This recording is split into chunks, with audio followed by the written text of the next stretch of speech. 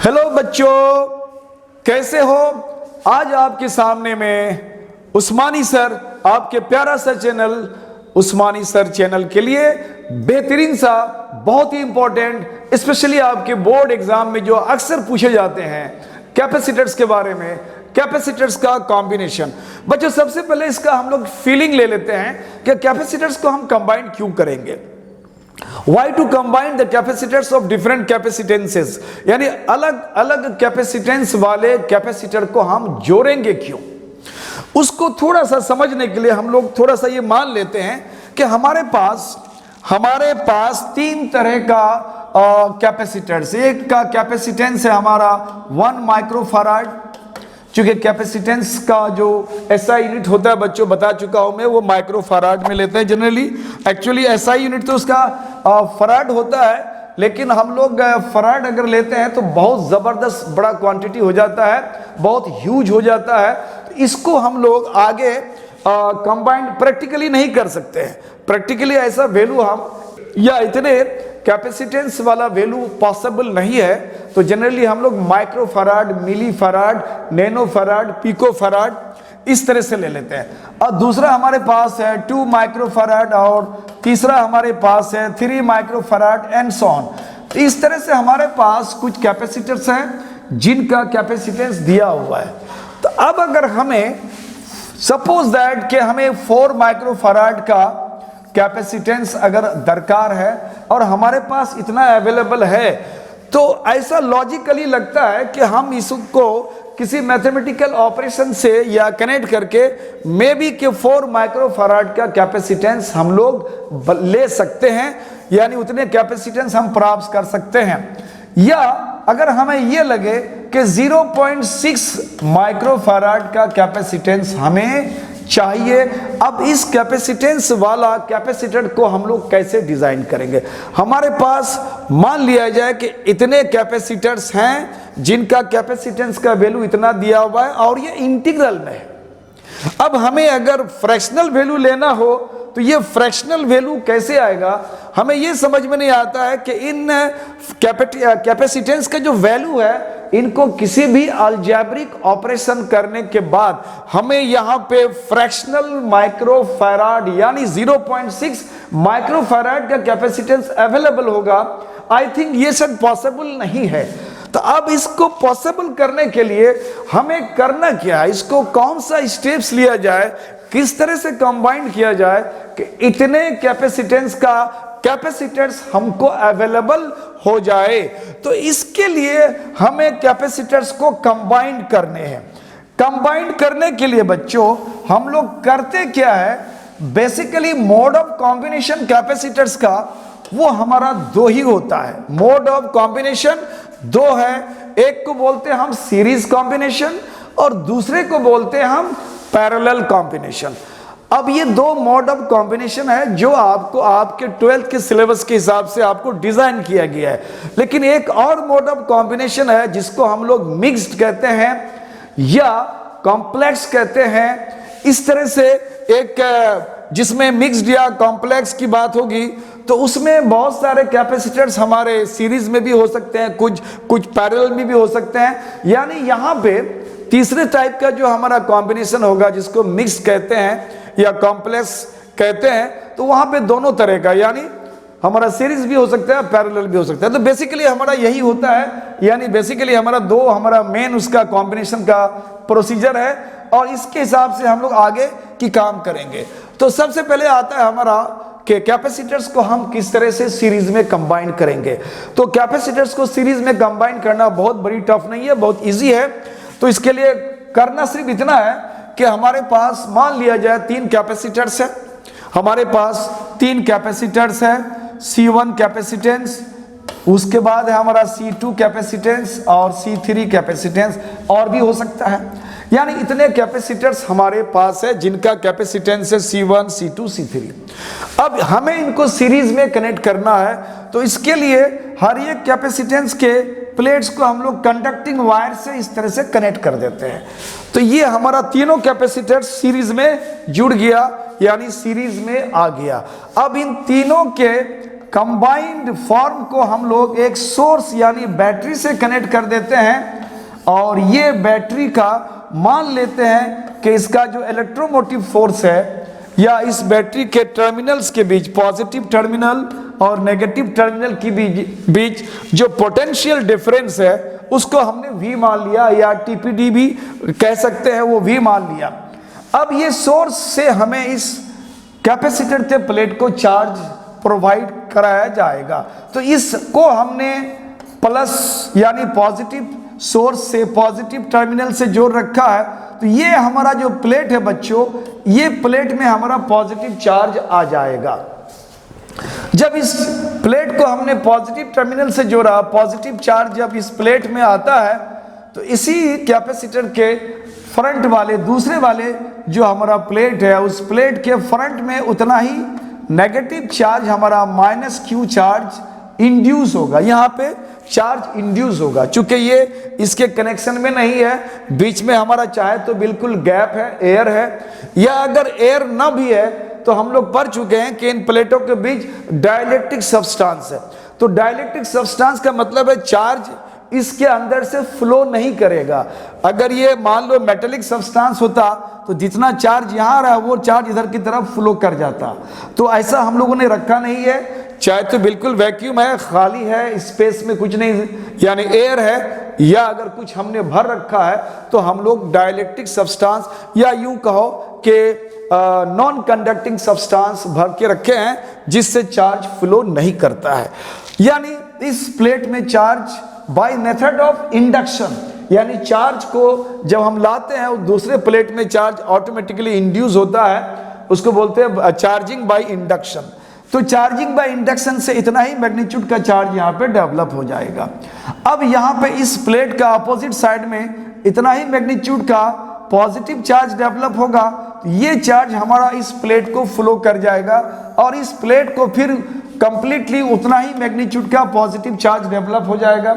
और इनके फ्रंट वाले यानी दूसरे प्लेट के बिल्कुल सामने वाले फेस में इतना ही मैग्नीट्यूड का नेगेटिव चार्ज डेवलप हो जाएगा, नेगेटिव चार्ज डेवलप हो जाएगा -Q, और फिर अपोजिट साइड में इस प्लेट का पॉजिटिव चार्ज, और इस तरह से कंटिन्यू लगातार वो बढ़ता जाएगा।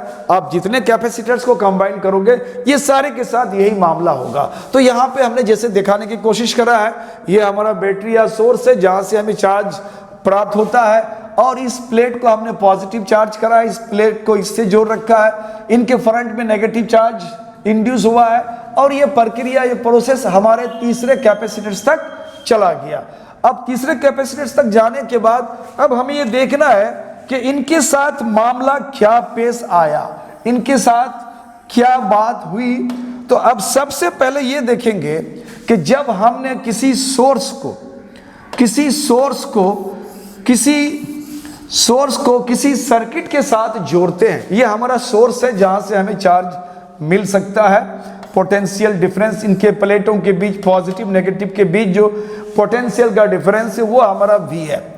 अब इन्होंने क्या काम करा, एक्चुअली पोटेंशियल क्या होता है, चार्ज को सप्लाई करने में, चार्ज को भेजने में जो काम होता है उस काम को यहाँ पे पोटेंशियल कहते हैं। अब ये कहाँ कहाँ काम होता है, इस प्लेट से इस प्लेट के बीच में, दोनों प्लेटों के बीच में कुछ पोटेंशियल डिफरेंस होगा। तो हमने इनके प्लेटों के बीच का जो पोटेंशियल डिफरेंस है वो पोटेंशियल डिफरेंस हमने V1 ले रखा है। इसी तरह से इनके प्लेटों के बीच में पोटेंशियल डिफरेंस हमने V2 रखा है, और तीसरे के साथ हमने V3 करा है।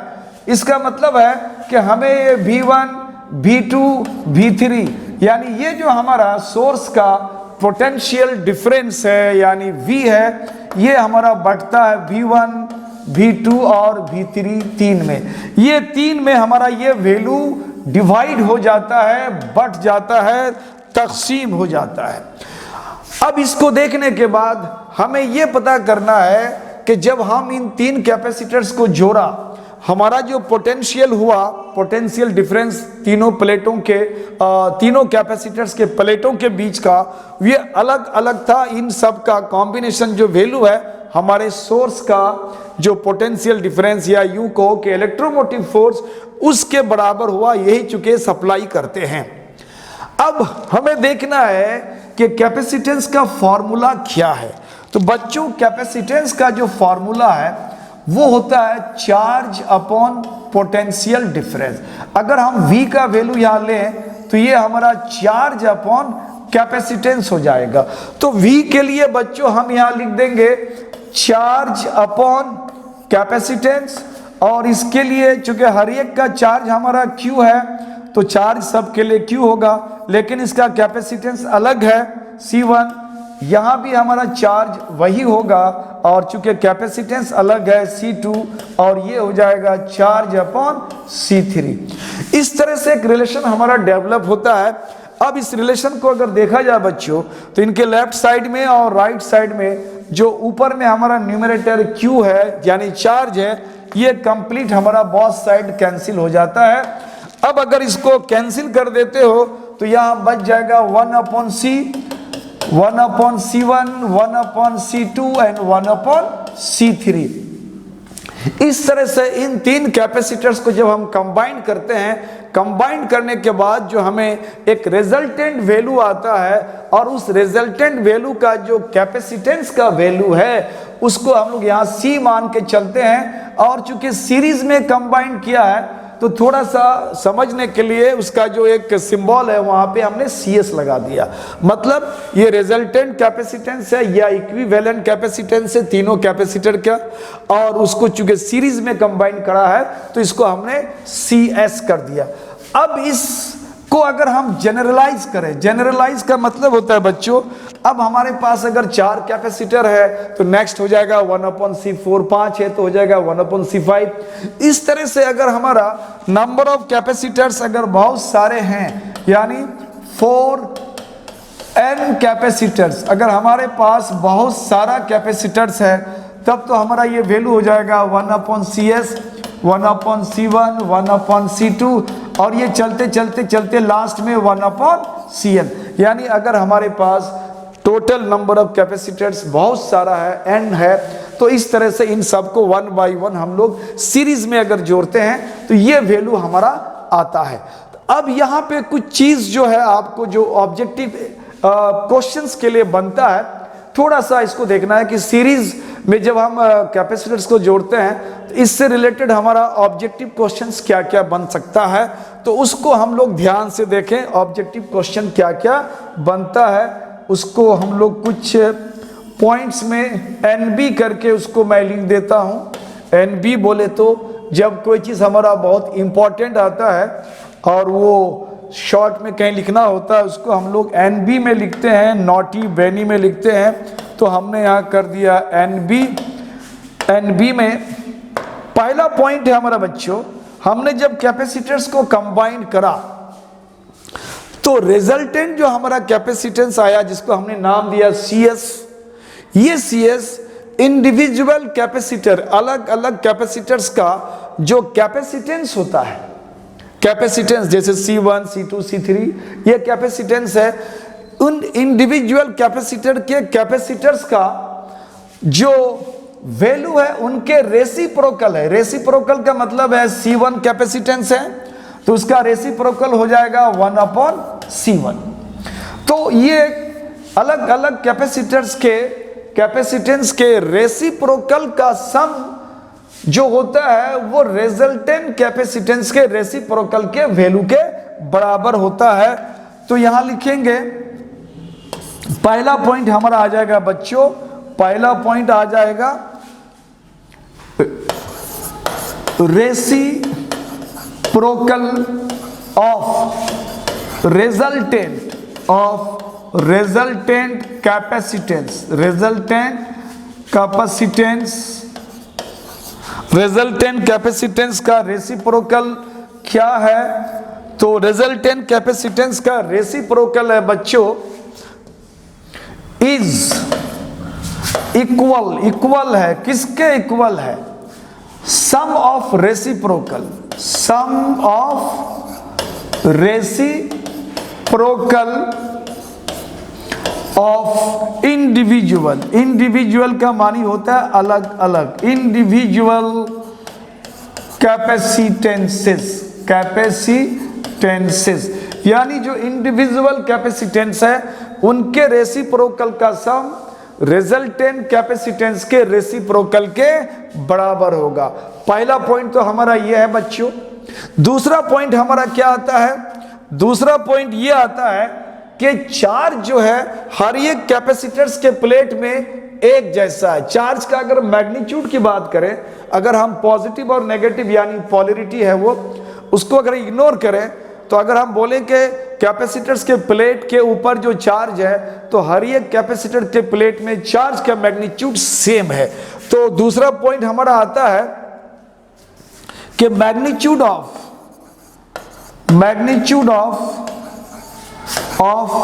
चार्ज इन ईच कैपेसिटर, प्रत्येक कैपेसिटर पर जो हमारा मैग्नीट्यूड ऑफ चार्ज है इज सेम, ये सेम है, एक जैसा है। दूसरा पॉइंट आया कि हर एक कैपेसिटर्स के प्लेटों में जो चार्ज का मैग्नीट्यूड है, अगर हम पॉजिटिव नेगेटिव को इग्नोर करें, केवल मान की बात करें यानी मैग्नीट्यूड है, तो हर एक कैपेसिटर्स पर उसका मैग्नीट्यूड का वैल्यू सेम है, बराबर है। तीसरा और इंपॉर्टेंट बात बच्चों, इसको हम कर देते हैं डिलीट। आप इसको चाहो तो पॉज करके आप लिख सकते हो।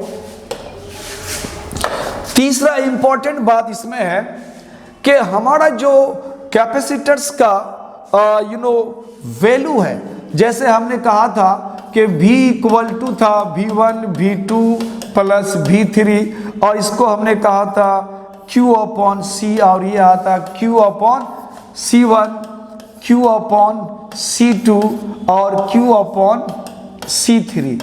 इसको थोड़ा सा मैथमेटिकली हम लोग ये देखें कि ये जो हमारा V1 है इसके लिए वैल्यू आया Q अपॉन C1, और V2 के लिए वैल्यू आया हमारा Q अपॉन C2, V3 के लिए आया Q अपॉन C3।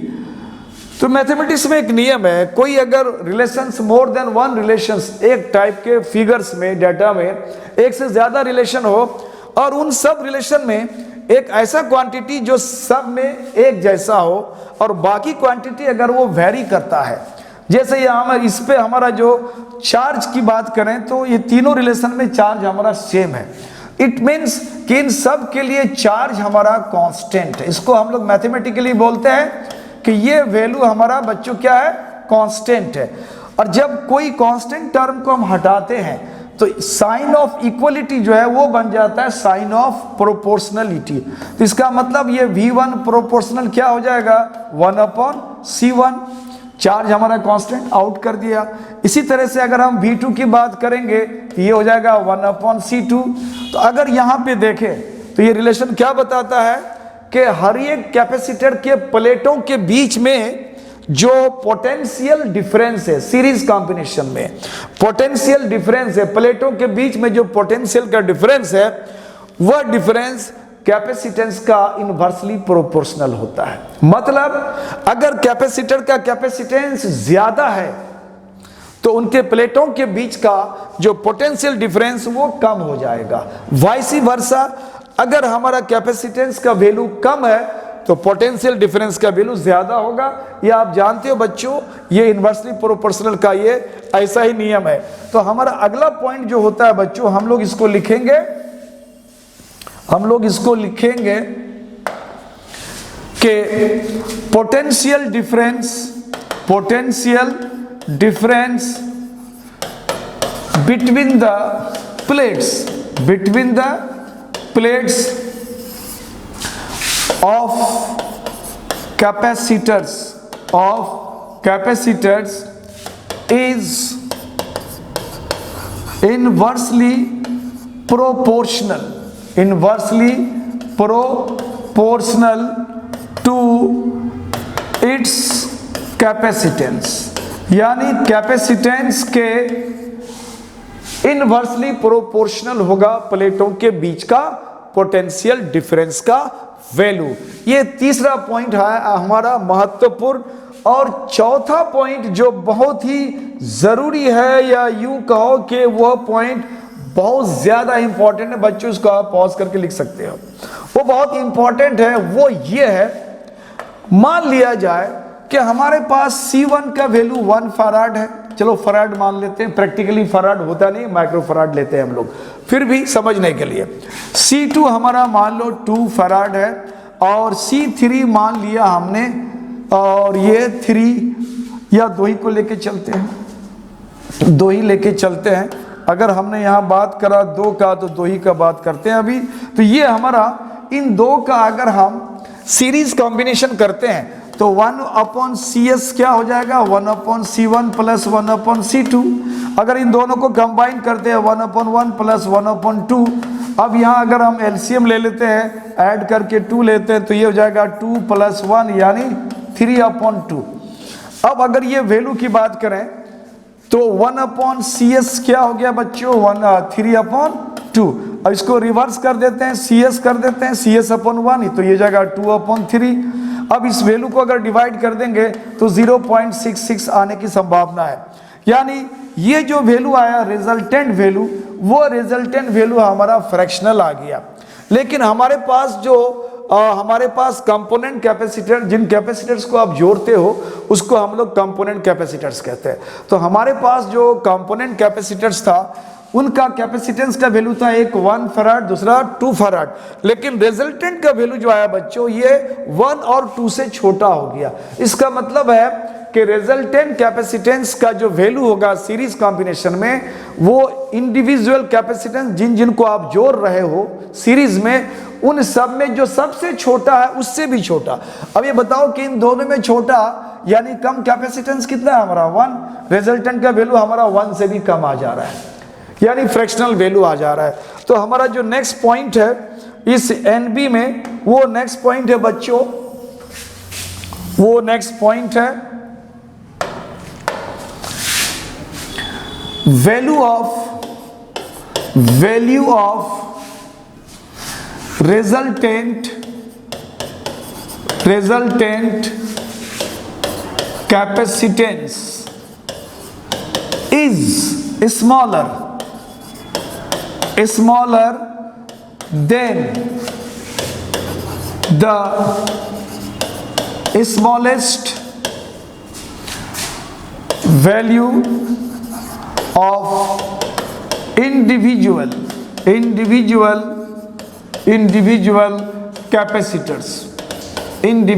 कैपेसिटर्स।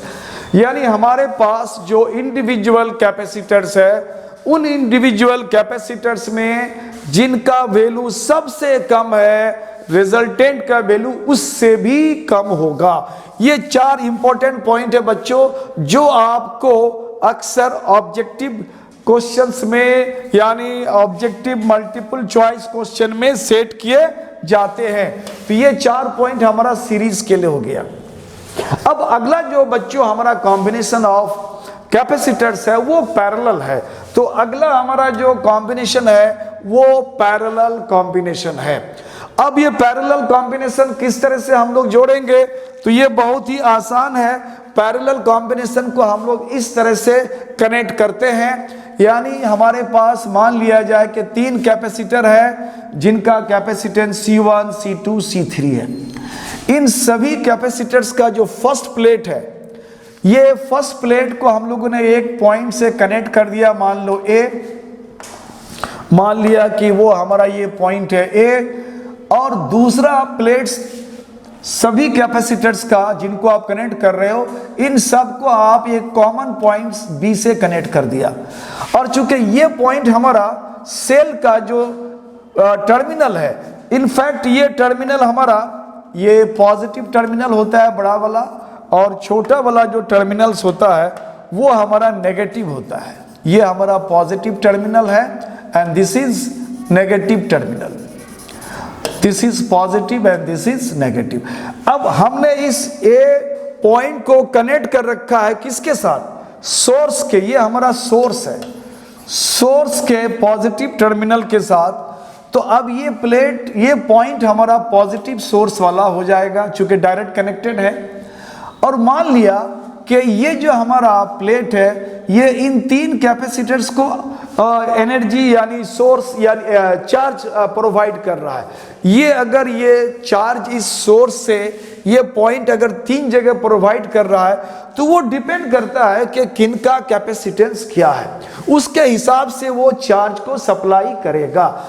मान लिया कि इस कैपेसिटेंस को यानी जो हमारा C1 कैपेसिटेंस है, इस कैपेसिटर के चार्ज जो सप्लाई कर रहा है, मान लो इन्होंने चार्ज सप्लाई किया यहाँ पे Q1, इसी तरह से इसको इधर की तरफ चार्ज सप्लाई किया उन्होंने Q2 और इसको चार्ज सप्लाई करा उन्होंने Q3 मान लिया।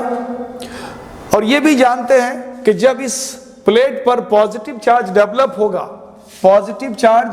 होगा तो फ्रंट वाले प्लेट पर नेगेटिव चार्ज डेवलप हो जाएगा। ये ऑलरेडी हम लोग सीरीज में भी देख चुके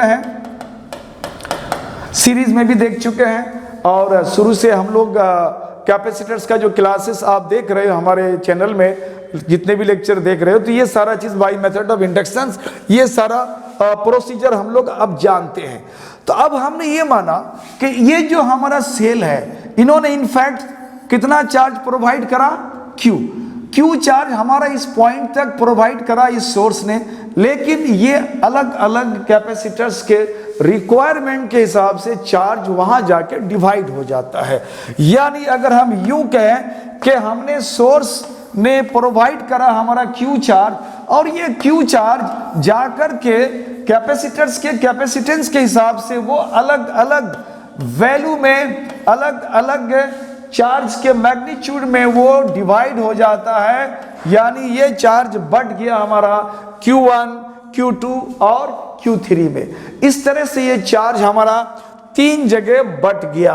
अब हमें ये देखना है कि तीनों कैपेसिटर्स का जो कैपेसिटेंस है वो अलग अलग है, लेकिन तीनों कैपेसिटर का जो फर्स्ट प्लेट है बच्चों, वो फर्स्ट प्लेट सबका एक जगह से जुड़ा हुआ है।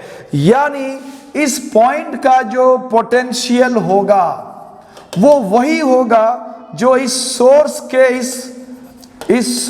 के इस साइड का पोटेंशियल होगा। सिमिलरली इस पॉइंट का जो पोटेंशियल होगा जो इस सोर्स के इस साइड का पोटेंशियल होगा। यानी इसका अगर पोटेंशियल डिफरेंस भी है तो ये जो पॉइंट A है और ये पॉइंट B है, ये A B पॉइंट के बीच में भी जो पोटेंशियल डिफरेंस होगा वो भी V होगा, इसमें कोई शक नहीं है, उसका भी V होगा। लेकिन ये A B पॉइंट हमारा इधर से भी जुड़ा हुआ है, इधर से भी कनेक्टेड है और इधर से भी कनेक्टेड है। यानी इस साइड से चलेंगे, बोलेंगे इस साइड से A और B का potential difference, still it is V। अगर बोला जाए कि A और B के बीच जो potential difference along this route, इस रूट से जाएंगे, तब भी बोलेंगे दोनों के बीच पोटेंशियल डिफरेंस हमारा अभी भी V है। और फिर अगर बोले कि A और B के बीच जो पोटेंशियल डिफरेंस है, हमारा जो थर्ड रूट है, इधर से अगर जाने की बात करें, इसके लिए भी अगर देखेंगे तो ये रूट भी हमारा पॉइंट A पॉइंट B से जुड़ा हुआ है, तो वहां भी पोटेंशियल अगर डिफरेंस की बात करेंगे बच्चों तो यहां भी हमारा V हो जाएगा। यानी तीनों कैपेसिटर्स के प्लेटों के बीच में जो पोटेंशियल का जो डिफरेंस है या इलेक्ट्रोमोटिव फोर्स का जो वैल्यू है, ये तीनों कैपेसिटर्स में बराबर बराबर जा रहा है। इसका मतलब है कि हमारा इस कैपेसिटर्स के कॉम्बिनेशन में एक क्वांटिटी तीनों कैपेसिटर्स के लिए फिक्स है, कांस्टेंट है, एक जैसा है, और वो है प्लेटों के बीच का पोटेंशियल डिफरेंस। अब पोटेंशियल डिफरेंस सेम है तो थोड़ा सा हम लोग इसके फॉर्मूला पे चलते हैं। तो C इक्वल टू क्या होता है बच्चों? C इक्वल टू होता है चार्ज अपॉन पोटेंशियल डिफरेंस। अगर हम चार्ज की बात करेंगे तो चार्ज बराबर हो जाएगा CV। अब इस रिलेशन को यहां सब्स्टिट्यूट करते हैं। Q इक्वल टू क्या लिखेंगे हम? CV। और Q1 इक्वल टू क्या लिखेंगे? C1V, Q2 C2V और ये C3V। चूंकि हर एक कैपेसिटर्स का पोटेंशियल तीनों का सेम है, तो तीनों के लिए V1 V2 V3 नहीं आएगा, सेम आएगा। अब बोथ साइड, अगर दोनों तरफ से बच्चों अगर यहां ध्यान दिया जाए तो दोनों तरफ से एक क्वांटिटी हमारा यहां कैंसिल हो जाता है और वो क्वांटिटी होता है हमारा v। अगर दोनों साइड से v अगर हम कैंसिल करते हैं तो वैल्यू हो जाता है हमारा c equal to C1, C2 and C3। ये हमारा रिजल्टेंट कैपेसिटेंस का वैल्यू हुआ। यानी तीन कैपेसिटर्स जिनका कैपेसिटेंस C1, C2, C3 है, इसको आपने जब पैरेलल कंबाइन करा तो आपका रिजल्टेंट का वैल्यू इतना आया और उसको हमने रिजल्टेंट वैल्यू नाम दिया C। चूंकि हमने इसको पैरेलल कंबाइन करा है तो सिंबॉलिक फॉर्म में यहां पे CP लेते हैं हम लोग। तो ये तो हुआ अगर हमारे पास तीन कैपेसिटर है। तो अगर हमारे पास कैपेसिटर्स तीन नहीं हो बल्कि बहुत सारा हो तब हम लोग इसको कैसे कंबाइन करेंगे? तो इसको हम लोग जनरलाइज कर देते हैं, जनरलाइज कर देते हैं और लिखते हैं सिमिलरली फॉर n कैपेसिटर्स। अगर हमारे पास number of capacitors total n है, अब n आप जो ले लो 10, 20, 50, 100 जितना ले लो, तब उनका रिजल्टेंट का वैल्यू कितना हो जाएगा? तो हम लोग इसको लिखेंगे Cp, ये हो जाएगा C1 प्लस C2 और इस तरह से हमारे पास अगर n टाइम है तो Cn हो जाएगा। यानी अगर इसको हमने जनरलाइज कर दिया तो जनरलाइज वैल्यू हमारा इतना हो जाता है। तो आप इसको जो है पॉज करके बच्चों लिख सकते हो, अगर चाहो तो इसको लिख लो। लिख लिया, ठीक है। अब हम लोग थोड़ा सा आगे चलते हैं। ये हमने उसका रिजल्टेंट निकाल लिया। अब आपके ऑब्जेक्टिव क्वेश्चंस के लिए यानी मल्टीपल चॉइस क्वेश्चन में जो कुछ बातें यहां पे रहता है उसको थोड़ा सा देखते हैं हम लोग। तो पहला पॉइंट जो हमारा ऑब्जेक्टिव के लिए आता है वो ये है कि हमारा इंडिविजुअल यानी अलग अलग जो हमने जोड़ा इंडिविजुअल कैपेसिटेंस का जो सम है, डायरेक्ट सम, वो हमारा रिजल्टेंट का वैल्यू होता है। यानी बोलेंगे कि resultant capacitance is equal to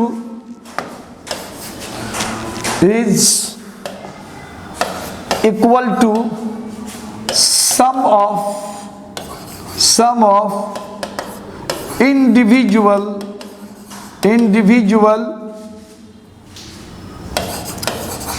capacitances। यानी अलग अलग इंडिविजुअल कैपेसिटेंस का जो वैल्यू है उनका डायरेक्ट जो सम होता है वो रिजल्टेंट का वैल्यू हो जाता है। दूसरा हमें क्या मिला? दूसरा हमें यह मिला कि इन सारे कैपेसिटर्स के प्लेटों के बीच का जो पोटेंशियल डिफरेंस है वो कॉमन है, या यूं कहो कि हर एक का पोटेंशियल डिफरेंस सेम है। तो हम लोग बोलेंगे potential difference between the plates of individual capacitors is same. ये सेम है, यानी इंडिविजुअल कैपेसिटर्स के जो प्लेट के बीच का पोटेंशियल डिफरेंस है हर एक का V आया था, यानी सबका सेम है। तीसरा और इंपॉर्टेंट बात हम लोग को ये देखना है, तीसरा और इंपॉर्टेंट बात ये देखना है, इसको हम लोग कर देते हैं डिलीट। तो तीसरी बात इसमें क्या है हमारा? तीसरी बात ये हमारा कि पोटेंशियल डिफरेंस तो सबका सेम है और चार्ज हर एक प्लेट का डिफरेंट है। अब ये देखना है कि इनमें से एक प्रोपोर्शनलिटी का रिलेशन हमें निकालना है। तो प्रोपोर्शनलिटी का रिलेशन हमें निकालना है, वो हम लोग कैसे निकालेंगे? तो आप इसको देखो। अभी हमने कहा कि हर एक कैपेसिटर्स के लिए अगर हम देखेंगे तो हर एक कैपेसिटर्स के लिए, जैसे कैपेसिटेंस का वैल्यू हम लोग कहते हैं चार्ज अपन क्या होता है V, और V इक्वल टू क्या होता है C भी इक्वल टू क्या होता है Q हो जाता है। तो C भी इक्वल टू Q हो जाता है। तो हम लोगों ने Q1, Q2, Q3 कहा था। तो अब जो वैल्यू आया था हमारा, जिसको हमने Q1 कहा था, क्या कहा था? Q1 कहा था। तो Q1 बराबर हुआ था C1V। Q2 जो हमारा वैल्यू डिराइव हुआ था वो हुआ था C2V, और ये Q3 जो आया था वो था C3V। इन रिलेशन में बच्चों आप ध्यान से देखो, ये जो हमारा पोटेंशियल डिफरेंस प्लेट्स के बीच है हर एक के लिए सेम है, ये चेंज नहीं हुआ है। और जो चीज चेंज नहीं होता है हम लोग मैथमेटिक्स में बोलते हैं कि वो कांस्टेंट है। दिस इज कांस्टेंट, ये डाटा हमारा कांस्टेंट, ये चेंज नहीं कर रहा है। अगर ये कांस्टेंट है, इसको अगर हम रिमूव कर दें, कांस्टेंट को अगर हम रिमूव कर दें बच्चों, तो अब हमारे पास ये साइन ऑफ इक्वलिटी बन जाएगा साइन ऑफ प्रोपोर्शनलिटी। यानी ये चार्ज प्रोपोर्शनल किसका हो जाएगा? कैपेसिटेंस का हो जाएगा, यानी कैपेसिटेंस के डायरेक्टली प्रोपोर्शनल हो जाएगा। यानी पैरेलल कॉम्बिनेशन में जब कैपेसिटर्स को आप पैरेलल कंबाइन करोगे, बहुत ही इंपॉर्टेंट बात है, ये सब पॉइंट याद रखना है, आपको ऑब्जेक्टिव में अक्सर पूछे जाते हैं। तो पैरेलल कॉम्बिनेशन में कैपेसिटर्स पर जो चार्ज होता है वो चार्ज उसके कैपेसिटेंस के डायरेक्टली प्रोपोर्शनल होता है। तो फोर्थ पॉइंट हमें लिखना है, फोर्थ पॉइंट हमें लिखना है, यहीं पे मैं लिख देता हूं। फोर्थ पॉइंट शायद तीसरा पॉइंट होगा, ये लिखना है कि चार्ज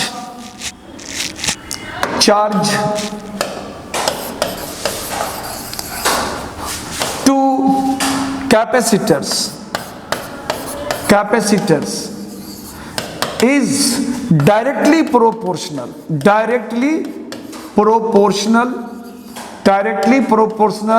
to its capacitance, उसके कैपेसिटेंस का डायरेक्टली प्रोपोर्शनल होता है। यानी चार्ज हमारा डायरेक्टली प्रोपोर्शनल है। और लास्ट पॉइंट जो आपके ऑब्जेक्टिव नेचर का होता है और बहुत ही इंपॉर्टेंट पॉइंट है, वो है बच्चों, अगर हमने कैपेसिटर्स को पैरेलल में कंबाइन करा तो हमारे पास जो रिजल्टेंट वैल्यू ये आता है।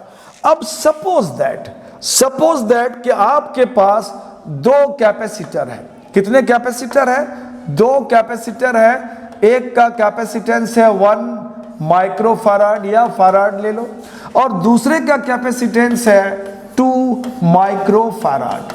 अब इन तीनों को अगर हम कंबाइन करें, दोनों को कंबाइन करें, तो हमारा रिजल्टेंट जो पैरेलल कॉम्बिनेशन में होता है वो C1 प्लस C2 यानी 1 प्लस 2 या 3 माइक्रोफैराड। यानी रिजल्टेंट का जो वैल्यू आया इसमें, ये रिजल्टेंट का वैल्यू हमारा जो इंडिविजुअल कैपेसिटर्स था, इंडिविजुअल कैपेसिटर्स के कैपेसिटेंस में सबसे बड़ा वैल्यू क्या है हमारा? 2 माइक्रोफैराड। यानी इनके इंडिविजुअल कैपेसिटेंस में जो सबसे बड़ा कैपेसिटी का वैल्यू है 2, रिजल्टेंट का वैल्यू उससे भी बड़ा हो गया। और सीरीज कॉम्बिनेशन में जस्ट उल्टा था। उल्टा क्या था? यानी रिजल्टेंट कैपेसिटेंस का जो वैल्यू था वो हमारे इंडिविजुअल कैपेसिटर्स में से जिस कैपेसिटर का कैपेसिटेंस सबसे कम था उससे भी वो कम वैल्यू आ रहा था, और यहाँ जिसमें सबसे ज्यादा है उससे भी बड़ा वैल्यू या उससे अधिक वैल्यू आता है। तो अगला पॉइंट हम लोग इसको लिख लेते हैं बच्चों, अगला पॉइंट हम लोग लिख लेते हैं इसमें कि value of resultant capacitance, value of resultant capacitance is greater आ रहा है बच्चों, greater than आ रहा है किसका? greater than that of largest individual capacitance। यानी जितने कैपेसिटेंस को आप जोड़ रहे हो, अलग अलग कैपेसिटर्स का जो वैल्यू है, जितने उन कैपेसिटर्स के कैपेसिटेंस का वैल्यू है, और उनमें से जो सबसे बड़ा कैपेसिटर का वैल्यू है उससे भी हमारा रिजल्टेंट का वैल्यू बड़ा होता है। तो इस तरह से बच्चों हमने आपके बोर्ड एग्जाम के लिए जो कैपेसिटर्स को कंबाइन करने की बात करते हैं वो दो ही मोड हम लोग लेते हैं, यानी सीरीज कॉम्बिनेशन और पैरेलल कॉम्बिनेशन। उसके बाद मिक्स कॉम्बिनेशन भी होता है जो आपके नीट एग्जाम के लिए पूछे जाते हैं। तो आने वाला जो अगला हमारा लेक्चर होगा बच्चों, वो होगा कैपेसिटर्स को मिक्स्ड फॉर्म में किस तरह से जोड़ते हैं और उसका बेनिफिट क्या है और इसका वैल्यू कैसे कैसे निकालते हैं, और नीट में आपका ये क्या कॉन्सेप्ट बनता है उसमें पूछे जाने वाला क्वेश्चन, उस पर हम लोग जरूर डिस्कस करेंगे। तब तक के लिए goodbye, thank you for watching my channel. इस तरह से आप बने रहो, प्यार देते रहो और हमारे इसको आगे बढ़ाते रहो और मैं आपके लिए अच्छा से अच्छा कर सकूं। Thank you.